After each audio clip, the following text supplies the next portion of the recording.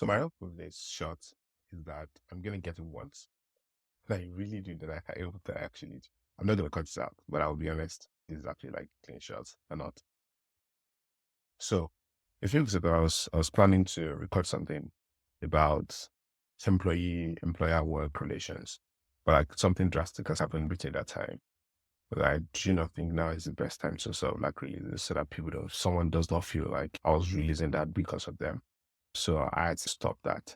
I mean, it's a few weeks now, but I still do not feel like it's the right time to talk about that sort of relationship and what my recommendations would look like, even though the actual situation that made me think about writing about that thing has nothing to do with them. But yeah, that's just by the way. But really, one of these is I'm going to talk about, dealing with like, difficult situations at work when you think that things are not going your way. I think with the help of God, I've been able to sort of like figure out how to manage such relationships. And I mean, it might just be a good thing to like share, you know, with someone. Um, so basically, what am I sharing today? It's actually home friendship. Growing up, I read a few books, and one of these days, I think I was roughly 8 or 9. I picked a book up in the house. And there were just a number of books that I would typically pick up when I was younger. So there was The Richest Man in Babylon. Um, there was Merchant of Venice. And there was this book that I do know, and I can't remember the name. Um, and it was one random day I picked a book and I started reading. And I saw, was analyzing this concept of friendship. And he used this idea of a diamond. So, and the fact that on one hand, right, it's very close. But then as you draw it downwards, right, it becomes a lot more distant. And then at some point, everything comes back together. And it was talking about the fact that people get very close at the beginning because of reality of life, not necessarily because of them being bad people or whatever. They go distant. And then at some point, there's a possibility that, later in life, they can come together. And you'd see that with our parents, where when they were younger, they were very close. As they grew older and they had a lot of responsibility, kids and all of that, they had to move to new locations. They got transferred out. Some of them moved out of the country. So there was a lot of distance, right? And then later on, all of these guys come back and retire home, and then they build their community again, and they can sort of like relate. And you typically have this sort of relationships every time, literally every time. Think about your friends when you were growing up. That's the same thing that has happened. So the same set of friends that you had growing up and not the ones that you have right now. Maybe you've been able to like keep some of them, but you notice that at some point, these guys have sort of like gone to do their own things. And there were times when you actually felt like you guys don't have the same set of values and things like that. And they're just people who you love them. They are great.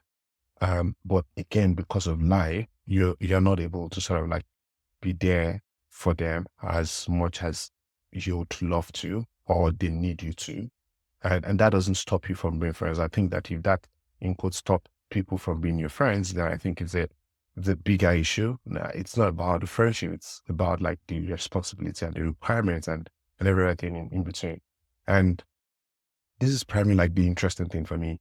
Recently, I've been thinking a lot about my friendships, thinking about friendships that I made when I was 21, working in like a corporate setting. I had situations where I've had friendships that we spent technically 10 to 12 hours every day together from the office, at home. And then you've had people that, you really love and would think that that would be the relationship for the rest of your life. But in the real sense, like, that's not the thing. But like, um, sometimes I fear how, these people think about that friendship. Do they feel like, um, I no longer care about them or care for them? Do they feel differently about it? I think for some, I've sort of like had conversations about it and, would be reassuring in a sense. Yeah, actually, I know that for me, it's about trying to reassure and be like, you know what, I'm here for you. And I think about you, but then, life is just life in quotes, but like for us is, and I'm very curious to hear your thoughts about this. But for me, I've just sort of like realized that as we grow in life, our relationships become a lot more functional. Um, and I think it's a better place to be than being transactional. I think that is one thing I don't want my relationships to be. I don't want my relationships to be transactional in the sense that um, I would only be your friend because of the things I can get from you, or you are my friend because of the things you can get from me. But I think if we're very functional, it's literally you're my friend, and you know, you are what a friend is, which is actually when you need a helping hand, you can actually trust me to be there. Um, and when you need to talk to someone, when you need to have a chat, so whatever the case may be, um, but being able to think about friendship from that functional standpoint, is very essential. Because then I think about your colleagues, right? Your colleagues are not your friends, and they are people that you work with, and that's why a lot of people mistake the idea that you work with people 8 hours in a day, then automatically you guys are friends, and then you notice that they move away from your office, or you move away from the office, and you guys barely talk. And it's not because they don't care. It's just, again, it's a very functional relationship. At the time when you guys were together, you guys saw yourselves, was what it is, right? Um, and being able to see relationships from that standpoint allows people to be very true and honest with each other.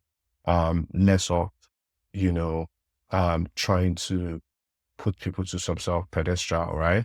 And I'm not saying people should not be responsible. I think this is very essential. Like knowing that I hold it to you to be honest, and I hold it to you to show that I care about you, and do what you would imagine that I can do. Go an extra length for you when I need to, and when there's a situation like that. I mean, it's essential. But I think it's very funny when you now have situations where you start to question and doubt what people do, or what people say, or what people have said in the past, or what people have done in the past, because you think they are no longer your friends. I think that's really the part I find very interesting.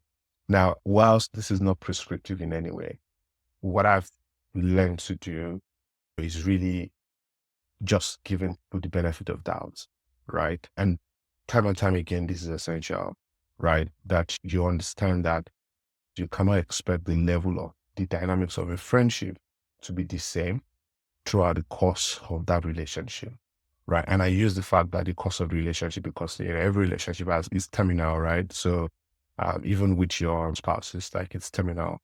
There's an end somewhere. And friendships as well, there's an end somewhere.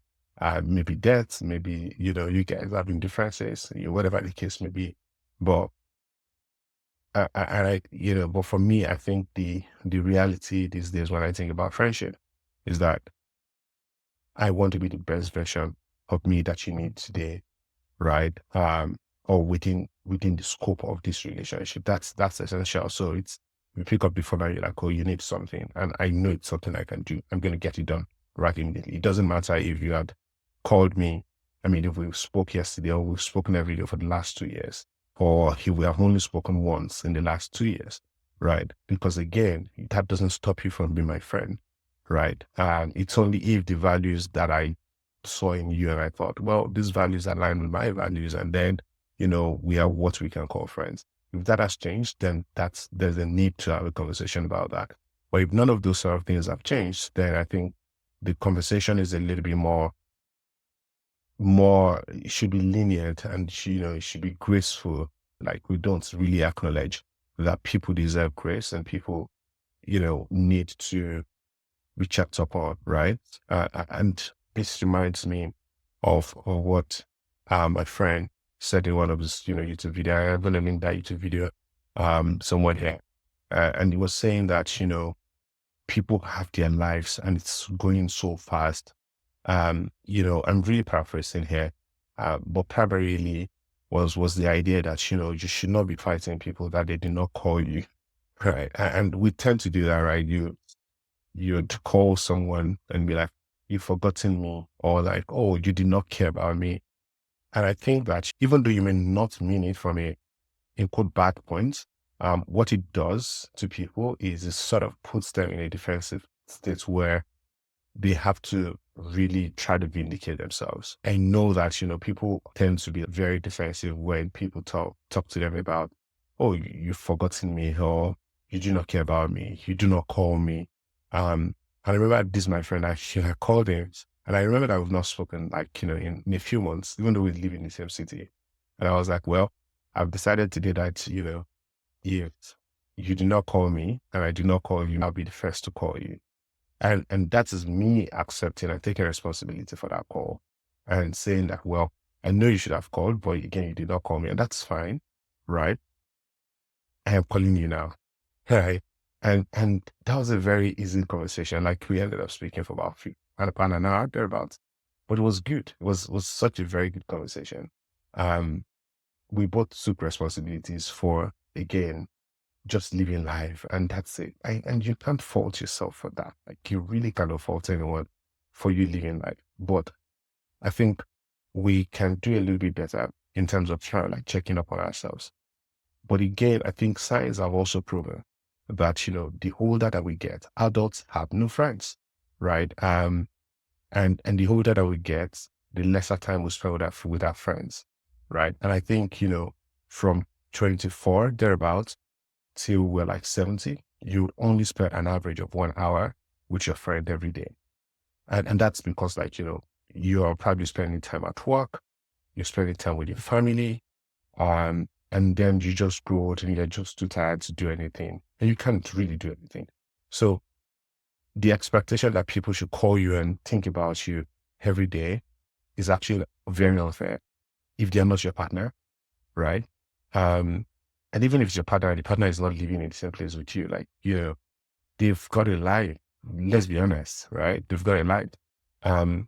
But you should think more about functional relationships. And I think, I don't know if I've been able to like explain what functional relationships are, but like it's not about the emotion. It is more about the value, right? And that value doesn't have to be self-serving. It might be more for them, which is actually you being in service to them. And I say this, my friends are people that I love. I mean it genuinely that I love my friends. So, um, I can serve the people that I love. So I'm able to serve my friends as much as possible. So I think about my relationship with my friends from a very functional standpoint. I care about them. I want to do the things that I know would make them happy, or the things that they need me to do per time if I am able to do it. Right. And that is essential. I'd love to hear your thoughts on how you deal with friendships. And what's sort of changes you've noticed in your friendship between when you were younger and now you sort of like keeping up with it. Do you still have people that you talk to every blessed day? I still have some people that I talk to every day, but like, last year, 2 years ago, we weren't talking every day. And that's also very seasonal as much as possible. So very curious to hear your thoughts. Let me know. Comments, share, let me know. But overall, whilst you're doubting that your friends love you, God loves you. And I hope you really know that. God really loves you. I forgot to I promised earlier that I was going to say if I recorded this shot in one take.